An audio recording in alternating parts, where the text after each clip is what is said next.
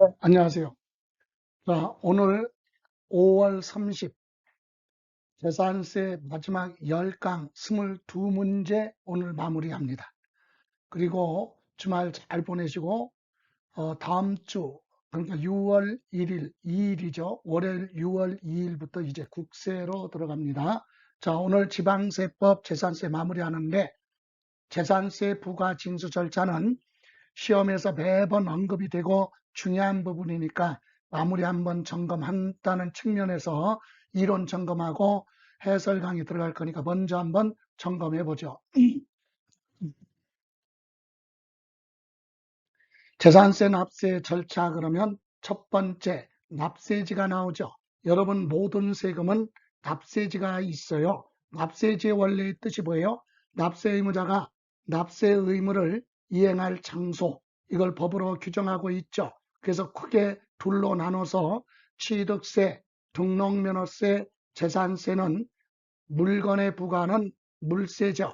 그래서 물세에 대한 납세지는 부동산 물건의 소재지, 여기가 납세지가 되는 거고, 사람 중심으로 합산하는 인세의 경우, 즉 종합부동산세나 다음 달에 공부할 양도소득세는 인세입니다. 인세다 보니까 거주자의 주소지, 관할 세무서, 여기가 납세지. 그래서 물세는 물건이 있는 것, 인세는 주소지, 이렇게 기본적으로 정리하셔야 됩니다. 그래서 재산세는 물세이기 때문에 재산세 과세 대상 물건, 부동산, 토지, 건축물, 주택, 요 부동산은 부동산 소재지 관할 시군구에 신고를 하라.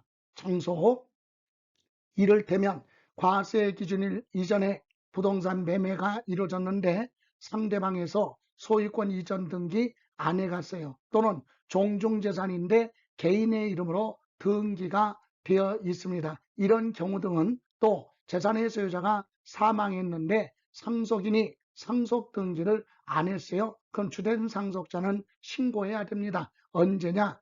그때는 납세지 관할, 즉 납세지 하면 부동산 소재지 관할 시장군수구청장한테 과세 기준일로부터 15일 이내 신고를 하라, 이렇게 되어 있죠. 그래서 이때 참고로 신고 의무를 이행하지 않았어도 재산세는 특별히 신고 불성실 가산세는 적용하지 않습니다. 그럼 고지서 받고 안 냈을 때, 납부하지 않았을 때 납부지연 부산세는 적용하죠. 그래서 납세지 기억하시고, 물론 부동산이 아닌 선박은 화물 선박 20톤 이상의 선박은요, 선적증서 교부받도록 지정된 장소를 우리는 선적항이라고 하죠. 선적항 소재지, 선적항이 목포항으로 되어 있으면 목포시가 납세지가 되는 거고, 평택항으로 되어 있으면 평택시가 되겠죠. 그리고 항공기는 항공안전법에 의해서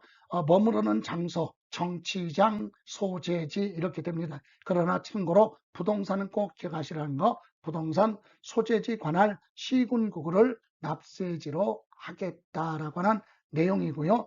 자, 재산세는 1년 중에 하루, 언제죠? 6월 1일. 그날을 과세 기준일. 그래서 과세 기준일 하면 시장, 군수, 구청장은 6월 1일 기준으로 과세 대상이냐 아니냐를 결정하고, 누구를 납세 의무자로 할 것이냐, 어디에 이용하느냐, 용도 등에 따라서 과세 대상 구분이 달라지죠. 그래서 그날을 우리는 과세 기준일, 그래서 매년 6월 1일로 되어 있습니다.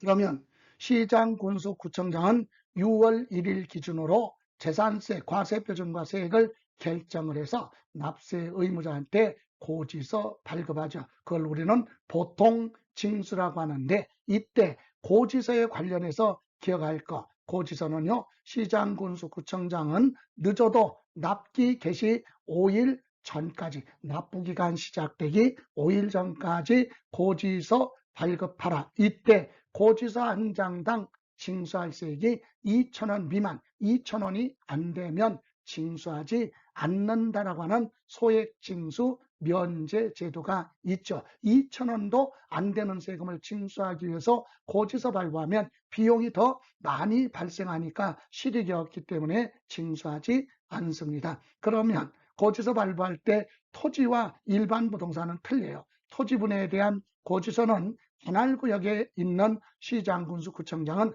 관할구역 납세 의무자별로 소유하고 있는 토지에 대해서는 딱 계산을 하되 소유자한테는 고지서 한 장으로 발급한다 이 얘기예요. 이를테면 강남구 안에 갑이 종합합산 토지와 별도합산 토지, 분리과세 대상 토지 이렇게 여러 종류의 토지를 소유하고 있어도 강남구청장은 재산세 계산할 때 종합합산은 종합합산끼리, 별도합산은 별도합산끼리, 분리과세는 각각 따로따로 세금을 계산을 하되 갑한테 고지서는 한 장으로 발급한다 이 얘기예요. 그러면 토지를 제외한 건축물, 주택의 경우는 어떻게 하느냐? 물건마다 각각 고지서 발부할 수 있다. 이를테면 강남구 안에 상가빌딩 5개 있어요. 건물. 그럼 건축물에 대한 재산세 5장 고지서 날라올 수도 있고 5개 물건별로 각각 계산을 하되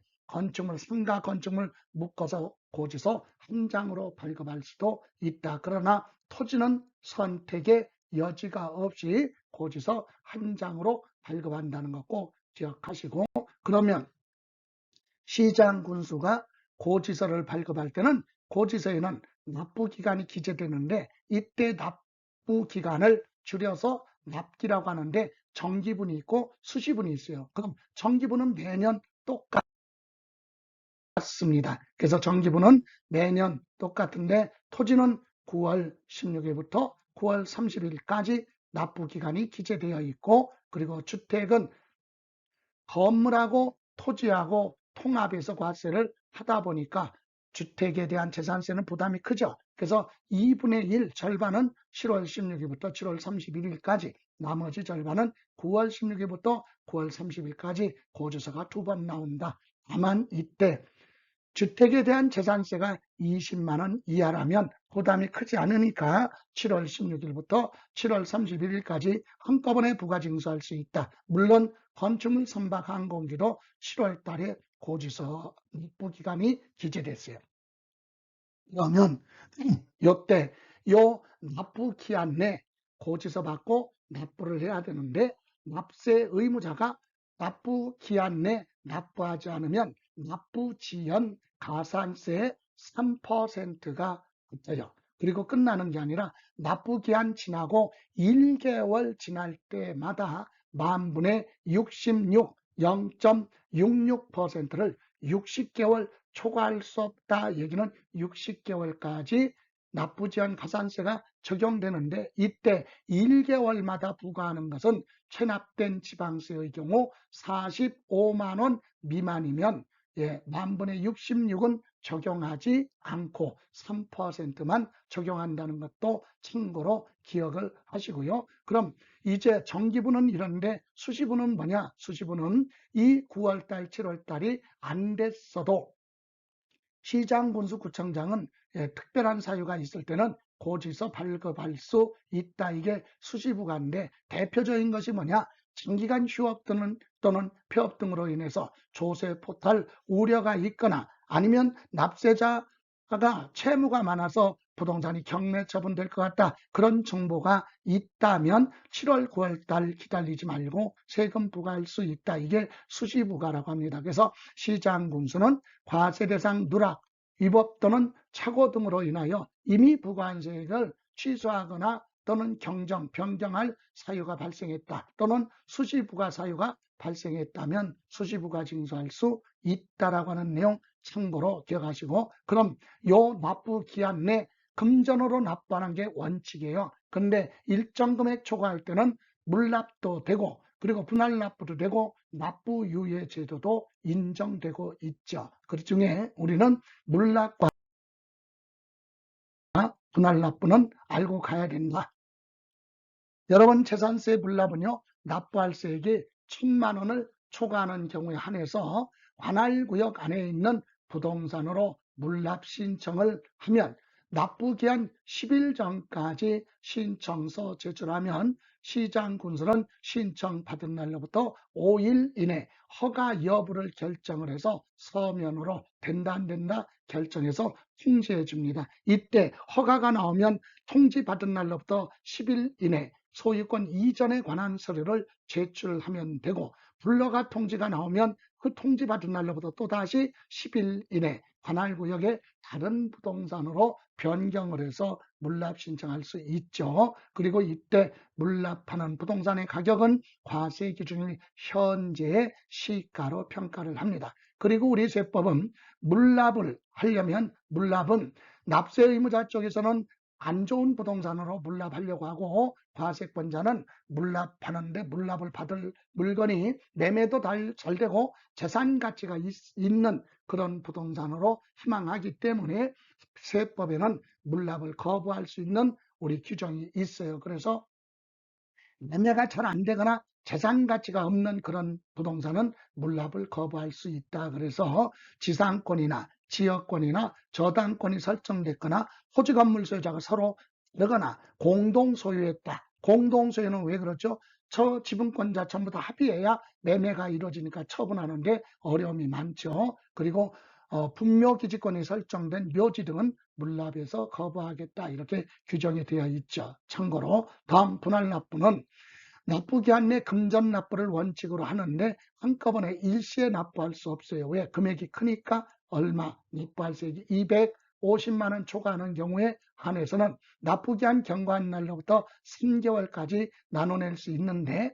분할납부는 납세 의무자가 선택하는 겁니다. 그래서 납부기한 내 신청서 제출하면 되고, 이때 한도가 정해져 있죠. 500만 원 이하면 250만 원 납부해야 되니까 그거 초과한 금액만 3개월 동안 분할 납부되고, 500만 원 초과할 때는 100분의 50 이하의 금액으로 분할 납부할 수 있다라고 하는 내용이고요. 이때 재산세 납부할세액에 부수적으로 따라가는 부가세인 지방교육세도 재산세가 분할 납부되면 지방교육세도 비율만큼 분할 납부가 가능하다. 요거 기억하시기 바랍니다.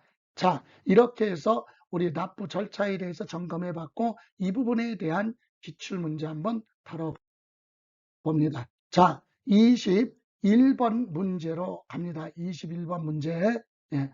자, 거주자 갑은 2023년도 을로부터 부동산을 상가 건축물, 오피스텔이 아닌 상가 건축물을 취득했습니다. 자, 그러면 갑은 누구한테 을로부터 취득했어요. 그럼 취득한 사람이 누구예요?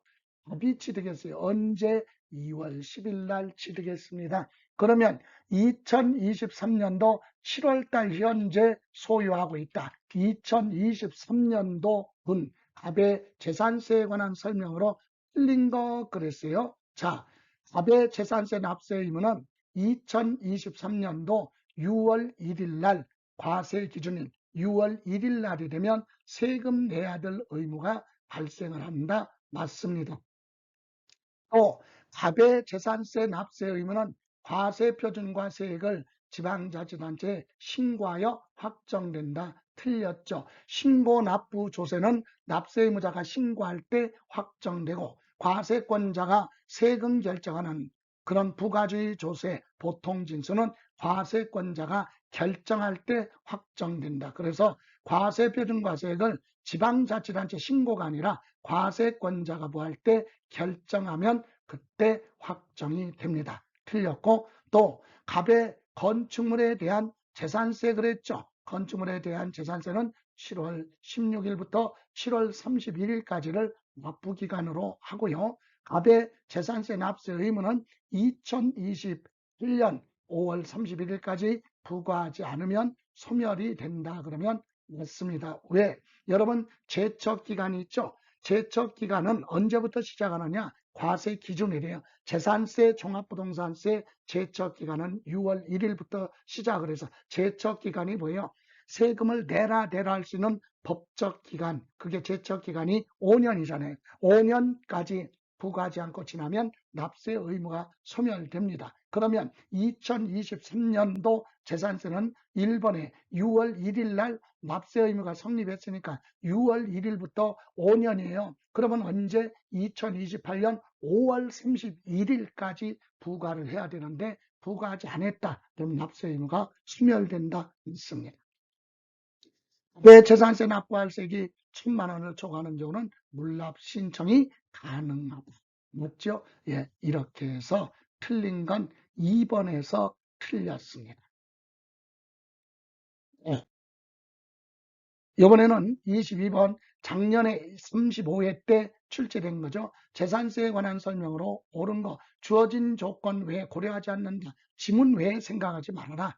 자, 특별시 지역에서 지정된 주거지역에 그러니까 시 이상 특별시, 광역시, 일반시 지역의 주거지역에 대통령령이 정하는 공장용 건축물이에요. 일반 건축물은 1000분의 2.5 근데 주거지역의 공장 건축물에 대해서는 1000분의 5 그래서 표준세율은 초과 누진세율이다. 틀렸죠. 누진세율이 아니라 비례세율입니다. 구체적으로 1000분의 5죠. 1000분의 5 비례세율 틀렸고 2번 수탁자 명의로 등기 등록된 신탁재산의 수탁자는 과세 기준일로부터 15일 이내 그 소재지에 관할 지방자치단체장한테 사실을 알 수 있는 증거 자료를 갖춰서 신고를 하여야 한다. 신고의 의무 맞죠? 여러분 수험생들이 매번 여기서 질문을 많이 합니다.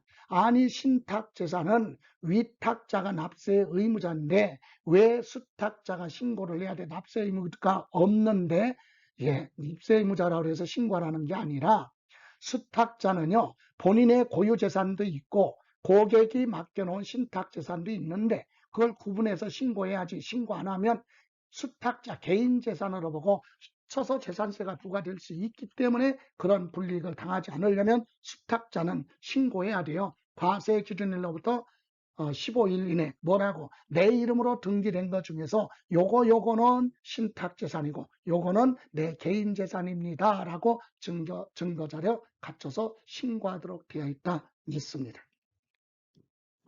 주택의 토지와 건축물, 건물 소유자가 달라요.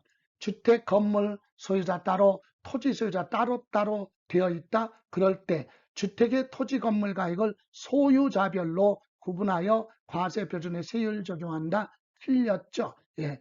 건물 소유자 따로, 토지 소유자가 따로 있어도 주택은 세율 적용할 때 어떻게 합니까? 건물하고 토지하고 합쳐요. 합산해서 계산한 과세 표준의 세율을 적용한다. 그래서 요거 틀렸습니다. 어디서 틀렸습니까? 예.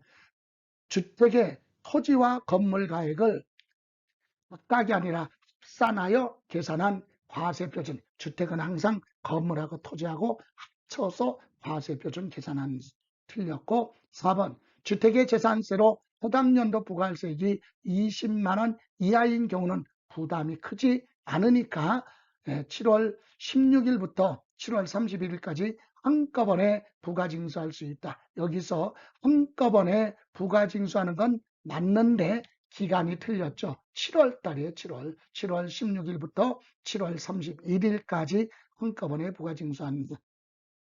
5번 지방자치단체장은 과세 대상 누락으로 인하여 이미 부과한 세액의 재산세를 수시부과 사유 발생했어요. 즉 변경하거나 또는 정정해야 될 사유가 발생했어도 수시부과할 수 없다 그러는데 요건 틀렸죠. 수시부과 사유가 발생하면 7월달, 9월달에 안 됐어도 수시부과할 수 있다. 이렇게 해서 올바른 것은 2번이 됩니다. 신탁재산은 수탁자가 납세 의무자가 아닌데도 신고해야 될 이유는 수탁자 개인 이름으로 되어 있는 고유재산과 신탁재산을 구분해서 신고를 해야 되기 때문에 신고 안 하면 개인 소유 재산으로 보고 합산되기 때문에 세부담이 커질 수도 있다라고 하는 내용입니다. 이해가시죠? 자, 이렇게 해서 오늘 마무리했습니다. 행복한 주말 보내시고요. 자, 몇 시간 안 남았지만 5월 마무리 잘 하시고 월요일 6월 2일 국세 종합부동산세부터 정리하는 걸로 하겠습니다. 고생하셨습니다. 지금까지 김성래였습니다.